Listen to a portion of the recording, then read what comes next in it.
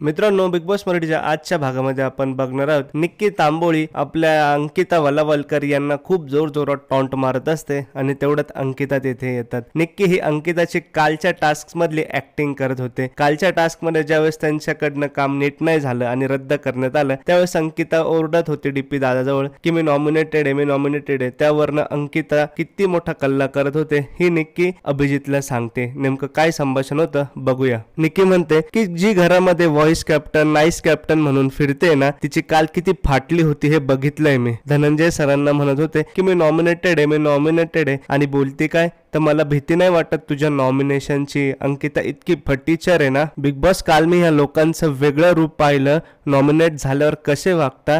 मी पाठीमागं बसले होते त्यावेळेस धनंजय सरांना ती म्हणत होते मी नॉमिनेटेड आहे, मी एवढंच सांगते मी नॉमिनेटेड आहे. अशा पद्धतीने अंकिताची नकल निक्की करत होते. त्यानंतर निक्की म्हणते की मी आहे ना उभी, मी आणि अभिजित नॉमिनेशन मध्ये आहे त्यामुळे हिची फाटलेली आहे. तेवढ्यात वर्षाताई सोबत अंकिताची एंट्री होते आणि अंकिता म्हणते की मला बोलते का. निक्की म्हणते हो ये ना इथं उभी राहा आणि बोल काय म्हणते. त्यावर अंकिता म्हणते की असं पाठीमागणं कशाला बोलते, डायरेक्ट तोंडावर बोल ना काय बोलायचं. आणि निक्की नेहमीप्रमाणे तिच्याशी भांडायला सुरुवात करते. आजच्या भागामध्ये बघूया बिग बॉस मराठीच्या.